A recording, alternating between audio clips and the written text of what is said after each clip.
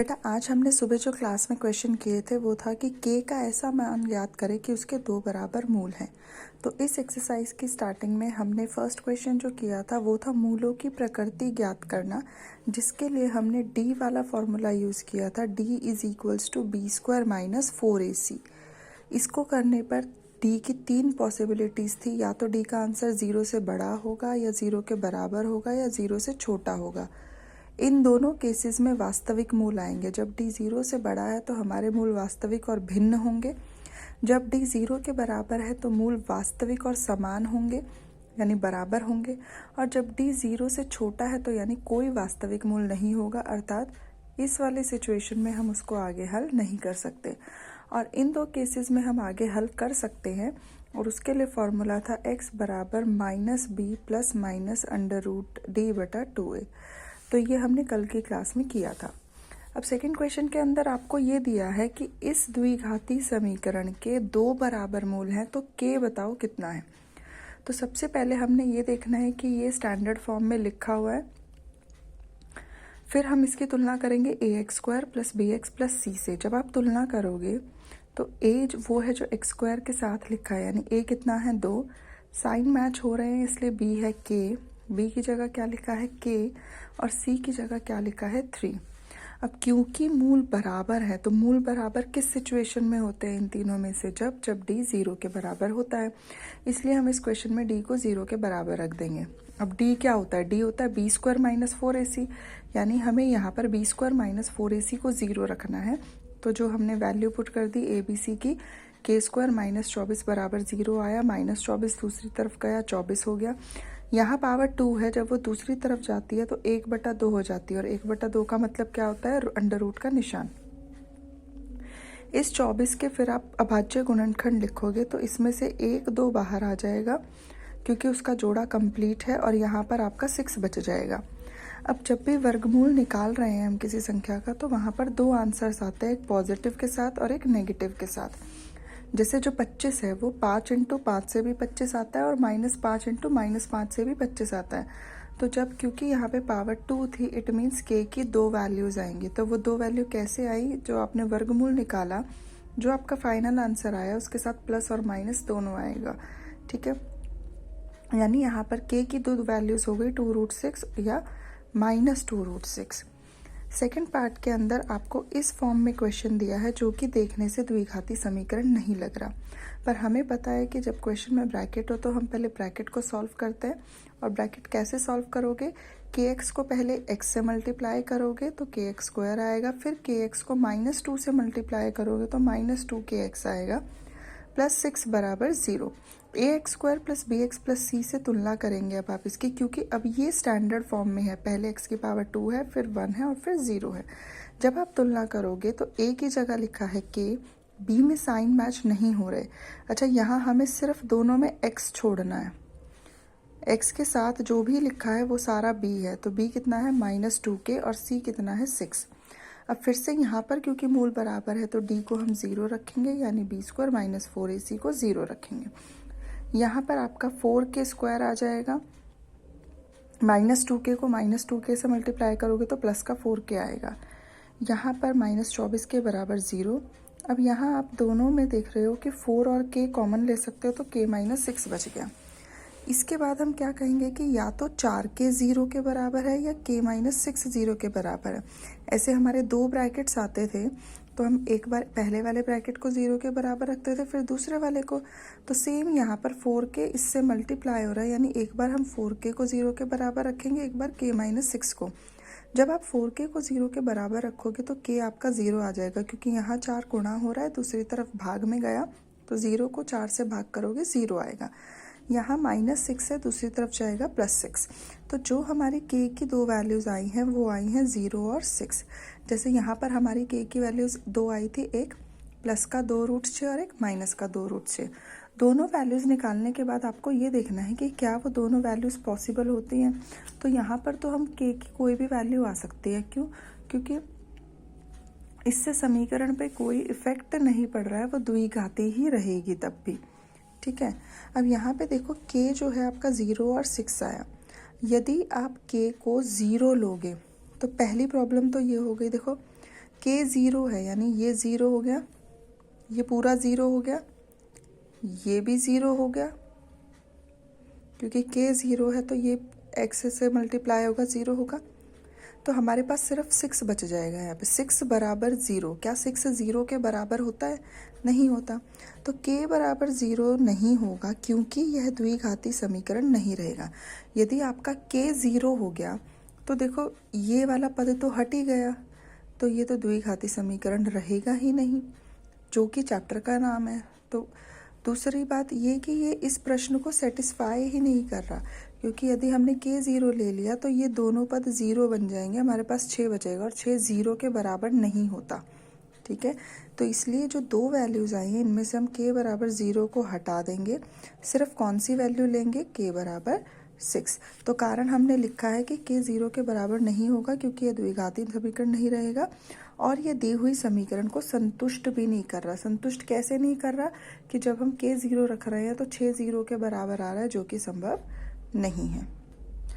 इसके बाद बेटा क्वेश्चन नंबर 3, 4, 5 में आपको बताना है कि ये ऐसी स्थिति संभव है या नहीं है, कि क्या ऐसी आम की बगिया यानी आम का एक गार्डन संभव है जिसकी लंबाई चौड़ाई से दुगनी हो तथा क्षेत्रफल 800 मीटर स्क्वायर हो, और अगर संभव है तो बगिया की लंबाई और चौड़ाई ज्ञात कीजिए।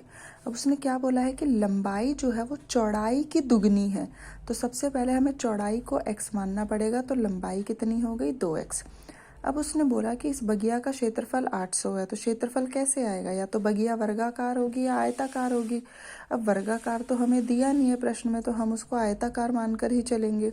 ठीक है, तो L इंटू बी उसका क्षेत्रफल हो गया बराबर 800। L है x, 2x, L 2x है और b x है, तो x into x x square हो गया। ये मीटर मीटर 2 बार मीटर स्क्वायर है, तो ये यहाँ वाले मीटर स्क्वायर से कट जाएगा।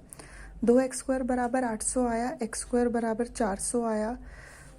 अब यहाँ पावर 2 है तो दूसरी तरफ जाएगी, अंडर रूट हो गई, और अंडर रूट से हमें पता है कि 400 का वर्गमूल 20 होता है। अब यहाँ पे दो आंसर आएंगे, +20 या -20, क्योंकि 20 को 20 से गुणा करोगे तब भी 400 आएगा, और -20 को -20 से करेंगे तब भी। तो जब हम स्क्वायर हटाते हैं और वर्गमूल का निशान लगाते हैं तो दो आंसर्स आएंगे, तो यानी x या तो 20 होगा या x -20 होगा। अब x है क्या? x है बगिया की चौड़ाई, तो क्या किसी पार्क की या बगिया की चौड़ाई नेगेटिव हो सकती है? ऋणात्मक मीन्स नेगेटिव, तो नेगेटिव तो हो नहीं सकती, तो इसलिए x का सिर्फ एक ही आंसर होगा, कौन सा? +20, यानी बगिया की जो चौड़ाई है वो 20 मीटर है, तो लंबाई कितनी हो गई? 20 दूनी 40, तो लंबाई हो गई हमारी 40 मीटर और चौड़ाई हो गई 20 मीटर। नेक्स्ट क्वेश्चन के अंदर बोला है कि दो मित्रों की आयु का योग 20 है, 4 साल पहले उनकी आयु का गुणनफल 48 था। कि दो दोस्त है जिनकी अभी की आयु अगर हम जोड़े तो 20 है। जैसे एक की एज मान लो 15 है और उसके दोस्त की एज 5 है, तो 15 और 5 20 हो गया ना। ऐसे ही तो अगर एक की एज 12 है तो दूसरे की एज कितनी होगी? 20 में से 12 घटा दोगे तो 8 होगी। अगर पहले की एज 9 है तो दूसरे की एज कितनी होगी? 20 में से 9 घटाएंगे तो 11। तो हमें नहीं पता कि उनकी एज कितनी है, तो हमने एक मित्र की आयु मान ली x। ठीक है, और दोनों को जोड़कर 20 आना चाहिए।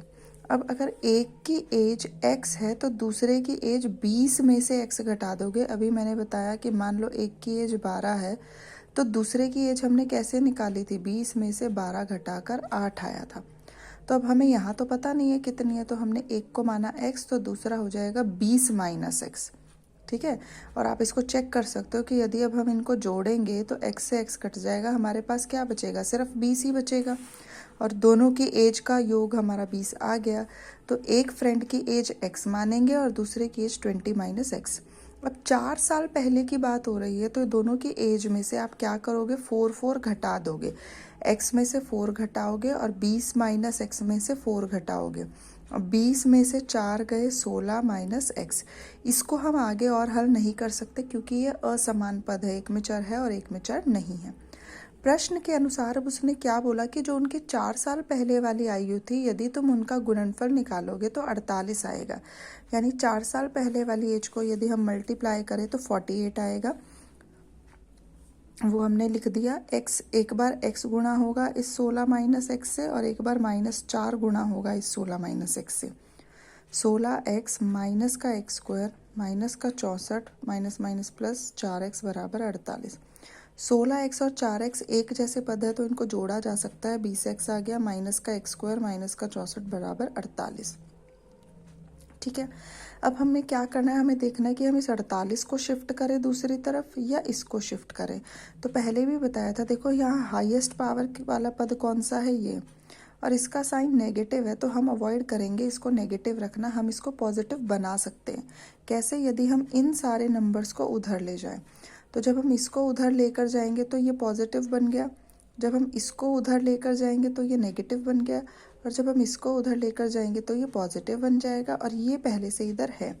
तो 64 में 48 जुड़ गया 112। तो आपकी ये एक समीकरण बन गई द्विघाती। ठीक है, अब हमें ये चेक करना है कि ऐसी स्थिति संभव है या नहीं है। तो पहले हमने क्या किया, यहाँ पर इसकी तुलना हमने कर दी ax² plus bx plus c से।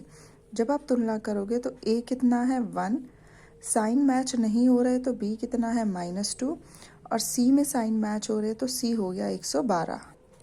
अब आप क्या करेंगे, अब आप d निकाल कर देखोगे इसका। जब आपने d निकाल कर देखा तो आपका d नेगेटिव आ रहा है। क्या आ रहा है? नेगेटिव आ रहा है। इसका मतलब इसके कोई वास्तविक मूल नहीं है। तो यानी हम इस स्थिति को आगे, मतलब इस सिचुएशन को और आगे हल नहीं किया जा सकता, इस समीकरण को। तो इसलिए ये वाली स्थिति संभव नहीं है, क्योंकि इसके कोई वास्तविक मूल नहीं होंगे। ठीक है, तो 5th क्वेश्चन के अंदर आपको ये बोला है कि एक पार्क है, अगर उसका परिमाप 80 हो और उसका क्षेत्रफल 400 हो तो क्या ऐसा पार्क बन सकता है? क्या हम ऐसा पार्क बना सकते हैं जिसका परिमाप 80 हो और जिसका क्षेत्रफल 400 हो? और अगर बना सकते हैं तो उनकी लंबाई चौड़ाई बताओ। तो हमने क्या किया, पार्क की लंबाई को x मान लिया। अब हमें दिया है पार्क का परिमाप 80, तो पार्क के परिमाप में हम किसका फॉर्मूला लगाएंगे? आयत का। क्योंकि देखो, या तो पार्क वर्गाकार होगा या आयताकार होगा। जो वर्ग वाला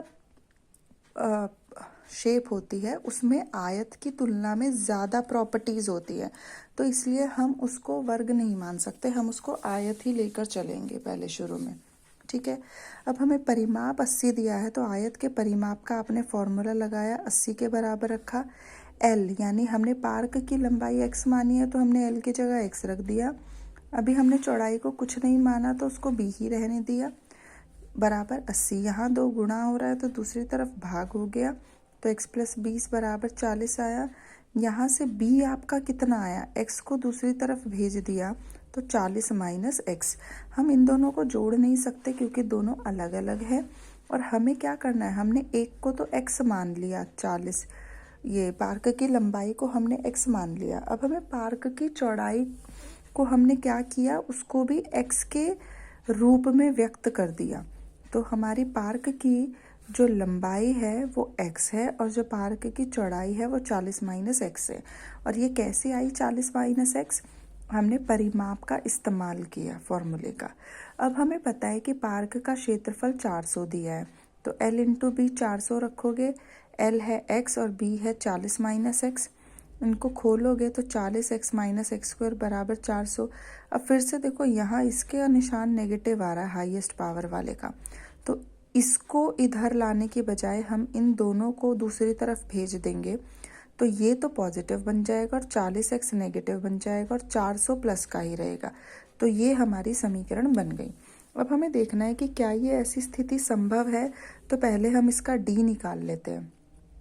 तो जब आप इसकी तुलना करोगे ax² plus bx plus c बराबर 0 से तुलना करोगे तो आपका a कितना है 1, b कितना है -40 और c कितना है 400। तो हमने d निकाला और ये देखा कि यहाँ पर d जो है वो 0 आ रहा है। इसका मतलब इसके वास्तविक मूल होंगे और वो दोनों मूल समान होंगे, यानी जो दो x के आंसर आएंगे वो दोनों सेम आएंगे। फिर हमने यहाँ पर फॉर्मूला यूज़ किया मूल ज्ञात करने का -b + -√d/2a। ये फॉर्मूला तभी यूज़ हो पाता है जब हमें ये कंफर्म हो जाए कि इसके मूल जो है वो वास्तविक है, ठीक है, यानी हमारा d या तो 0 से बड़ा हो या 0 के बराबर हो। फिर हमने यहाँ पे वैल्यू पुट कर दी, -40 ± √0/2 अब ये माइनस माइनस प्लस बन गया, 40 ± (0/2)। प्लस माइनस का मतलब आपको पहले भी बताया था सुबह, क्या होगा कि 40 + 0/2 या 40 - 0/2, ठीक है। 40 में आप 0 ऐड करोगे तो कोई फ़र्क नहीं पड़ेगा, या उसमें से 0 घटाओगे तो भी कोई फ़र्क नहीं पड़ेगा। तो आपकी एक वैल्यू आएगी, यहाँ से भी आपका 20 आएगा और यहाँ से भी 20 आएगा। तो वो तो हमें पहले ही पता लग गया था कि x की दोनों वैल्यू क्या होंगी, सेम होंगी, 20 ही आ रहा है। इसका मतलब पार्क की लंबाई जो है वो 20 है। x हमने किसको माना था, पार्क की लंबाई को। और चौड़ाई जो है वो कितनी होगी, चौड़ाई हो गई आपकी 40 में से x घटा दो, यानी 40 में से 20 घटा दो तो 20 आएगा, यानी पार्क की लंबाई भी 20 है और चौड़ाई भी 20 है। और इसी क्वेश्चन के साथ ये चैप्टर ख़त्म होता है बेटा। तो अब कल अगर आपको कोई डाउट है इसमें से तो आप वो मॉर्निंग क्लास में पूछ सकते हो।